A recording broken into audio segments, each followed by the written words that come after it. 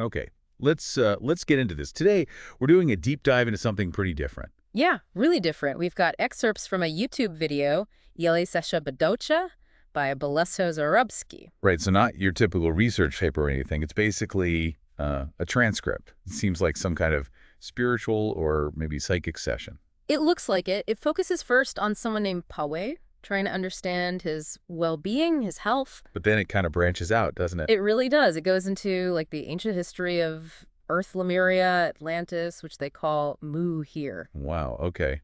And even current geopolitics. That seems like quite a leap. It is, and then it wraps up with what are presented as channeled conversations. One with Józef Piłsudski, the Polish leader, and another with Stefan Osowiecki, the clairvoyant. Okay, so quite the mix. The transcript itself, it details this process with someone named Ila and the speaker.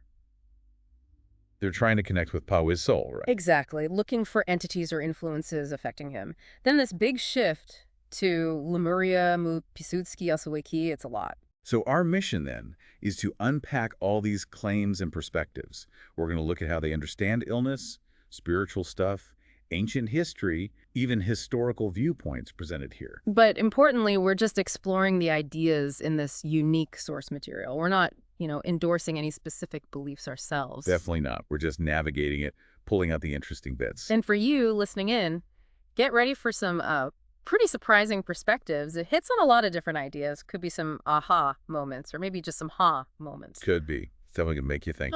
So let's start with part one, the session about Paweł. Okay, so it kicks off with them trying to connect to Paweł's soul.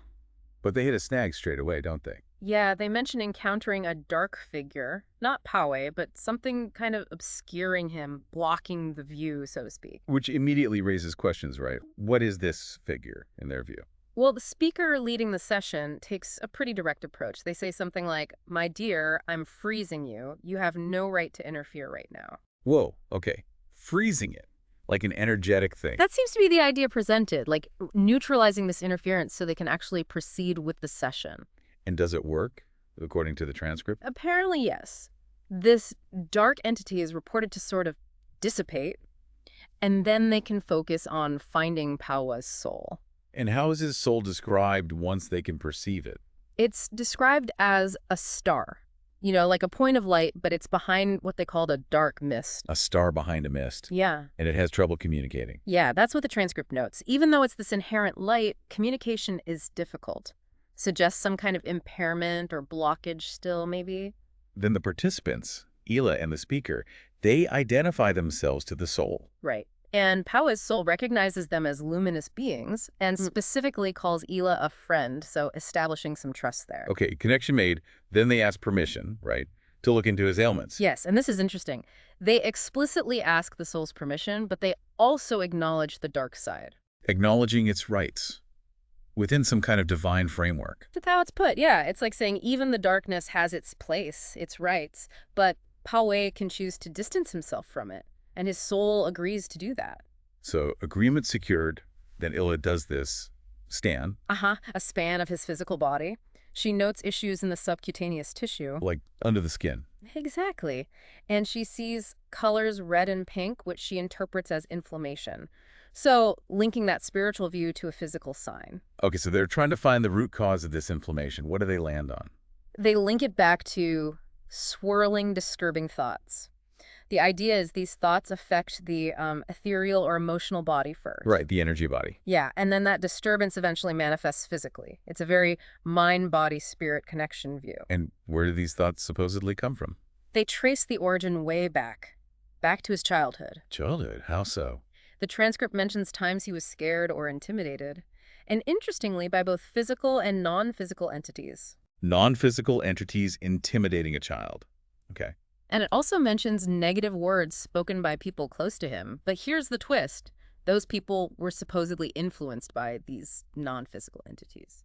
Wow. So, like, an indirect influence. Negative energy working through people? That seems to be the implication presented in the text, yeah. So what do they do about these entities then? Well, the speaker leading the session directly addresses what they call the leader of these non-human entities. Addresses the leader. Right. And asks them basically, why are you interested in Paweł now and in his past lives? Past lives too. So this isn't just about his current situation. Apparently not. It's revealed, or claimed, that this interest started way back in previous incarnations. Okay, this is getting deeper. Do they describe these past lives? They focus on what they identify as the earliest one they could access. In this life, Paweł's soul supposedly came down from the Pleiades constellation. From the Pleiades, like an extraterrestrial origin. That's the description, with a mission to help Earthlings, basically. A helper mission? But there was opposition. Yes. Entities that wanted to stop him, apparently because his soul had advanced perception. They didn't want him succeeding. And did he succeed in that first life? In that first one, yes. The transcript says he consciously saw these dark entities and resisted them successfully. Why was he successful then? It's attributed to having a strong physical body in that life and what they call a sharper edge, more resilience maybe. Okay, but things changed later. Seems so.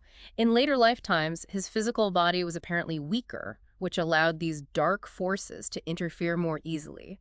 It suggests a kind of recurring vulnerability. So then they raised this possibility. Can he change his path, like choose an easier life? Yeah, they float that idea, like, does his soul have to stick to this challenging mission? It contrasts the original purpose with maybe a gentler existence, raising questions about growth through struggle. And what does Paweł's soul choose in this session? He expresses a desire to, quote, clearly see again, to get back those initial gifts he had. He acknowledges he wasn't always aware that he was vulnerable. But does he want to change the past? No. He chooses to focus on the challenges in this lifetime. He wants to overcome things now rather than trying to alter previous lives. He's committing to the present path. Okay. So how do they address the physical ailments, the inflammation Ela saw? They invoke his spiritual guide, someone described as being from the light and love, so bringing in benevolent help. And then more energy work. Exactly, an energetic intervention. The speaker, Ela, and this guide reportedly work together. What does Ela describe seeing or doing? It's quite vivid. She describes a dry shell around his skull being burned away by blue light. Burned away. Yeah. And then followed by a flowing light regenerating the tissues. It's a very specific description of a perceived healing process. Okay. Then the conversation shifts slightly, doesn't it? To why he was hospitalized. Right. They identify the reason as a deep, unexpressed sadness, an accumulation of grief over the years, especially linked to losing loved ones. So unprocessed grief leading to physical issues. That's the connection they make. And they guide him through an exercise to release it. What kind of exercise? Basically, to vocally and physically let it out. In a private space, yelling or crying it out, with his guide helping to clear the trauma energetically. And Ela observes this. Yeah, she describes seeing Paweł crying out and this negative energy flowing out of him down into the earth, like a cathartic release. How does Paweł feel after this? He reports feeling very good, light, and they tell him he now has a method with his guide's help to release future negative emotions himself, empowering him in a way. So after all this, does Ela check his physical body again? She does. She observes it as tidy and clear, implying the inflammation and issues are resolved from her perspective. And his guide offers some final words. Just reassurance. Everything is all right, dear child. And Paweł is described as being in a blissful mood, just listening. Is there any other support mentioned? Yes, they mention supportive maternal ancestors, great-grandmothers, grandmothers, and even Mary, the mother of Jesus, are now able to send him light without obstruction. So clearing the path allowed for more support to come through. That's the idea. He's encouraged to thank them. The session for Paweł concludes there. He feels better, no more requests. And the dark entities. The transcript says they're now unable to interfere, depicted as shrinking back in fear. So a resolution within the framework of the session. Wow, that's incredibly detailed for a personal session. Okay, let's shift gears now. Part 2. Ancient civilizations. Where do they start? They transition to what they call more pleasant moments in Earth's history, beginning with Lemuria. Lemuria, okay. What's the time frame they give? Its era of growth is placed over 1 million years ago, so way, way back. And the environment? Described as stable, warm, humid, lots of oxygen, many islands. Sounds quite idyllic, doesn't it? It does. And the Lemurians themselves, were they, like, evolved from Earth life? No, interestingly, the transcript says they weren't indigenous, they were planted here. Planted. How? Their seeds and hibernated beings were apparently brought here on a huge platform, a star vehicle, from other constellations. Okay, so another extraterrestrial connection claim. What were they like, these Lemurians? Both physical and deeply connected to their environment. The transcript actually compares them to the Na'vi in the movie Avatar. Really? Able to communicate with plants and animals? That's the description. Understanding and communicating directly with nature. A very holistic existence. Was there other life on Earth before them? The transcript mentions indigenous beings resembling apes that existed before the Lemurians arrived. So what was the Lemurians' purpose here, according to this source? Their mission? Their task was apparently to connect with all aspects of the material world, plants, animals, everything, and facilitate a transfer of consciousness. Transfer of consciousness. What does that mean? It sounds like fostering internal bonds, maybe interconnectedness within Earth's own species, sort of uplifting or enhancing the consciousness already here. And this process, this humanizing, as they call it, took a long time. Many thousands of years, yes. A very long-term project. Are they gone now, the physical Lemurians? Yes, according to this account. But part of their essence is said to remain. How so? In the stream of consciousness, and maybe even the genetic memory of modern humans, their lineage is seen as important for our understanding of interconnectedness today, a lasting legacy. Okay. Then the transcript jumps forward in time quite a bit, right? To the Draco. Yeah, a significant jump to a time when the Draco race supposedly gained dominance on Earth. And what did the Draco try to do? They attempted to disrupt this crystalline network of connection that the Lemurians had supposedly helped establish by removing segments of it. Like deliberately trying to break that interconnectedness. That's the narrative presented. Physical interference to break a spiritual or energetic network. Were they successful? Only partially, it seems. The transcript notes that this phantom pattern of the network has a remarkable ability to regenerate itself. It's resilient. Does this conflict continue, this interference? The transcript suggests that, yes, entities that violate free will are currently interfering with what it calls purely luminous structures on Earth, bringing it into the present day. And the balance of power between, light and dark forces. It's described as shifting. The light is getting stronger, apparently, but the dark forces definitely persist. It's an ongoing dynamic. How long is this struggle expected to last? Yeah. From their perspective? Millions of years. Millions. Wow. Yeah, from a higher consciousness viewpoint, this balance and struggle is seen as fundamental to this dimension. It's a place of choice, of equilibrium being worked out over vast timescales. That's a very long view. Yeah. Okay, let's move to part 3 then.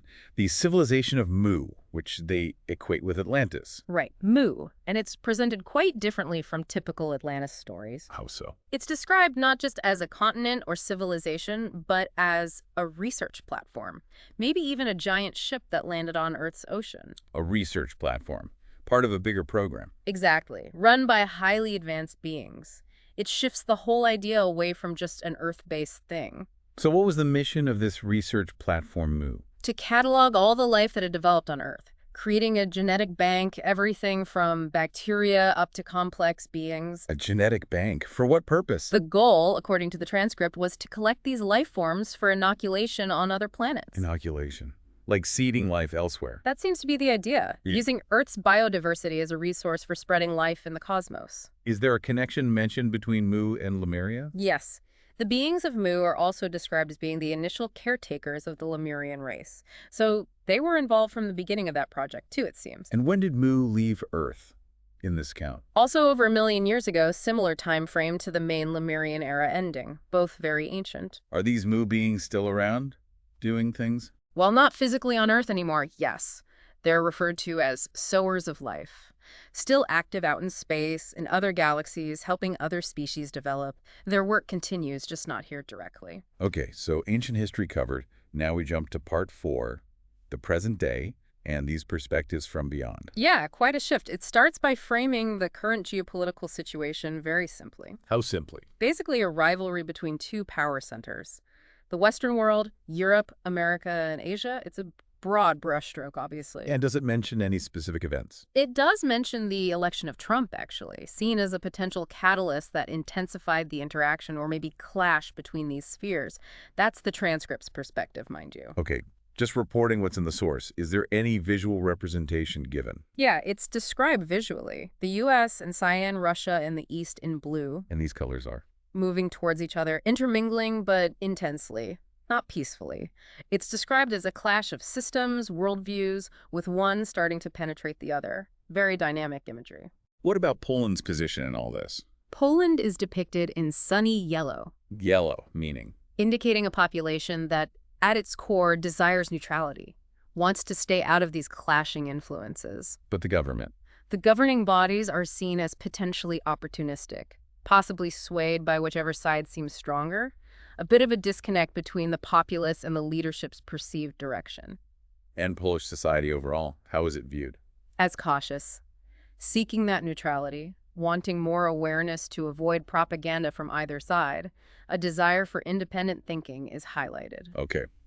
This sets the stage for the channeled perspectives then, starting with Józef Piłsudski. Right.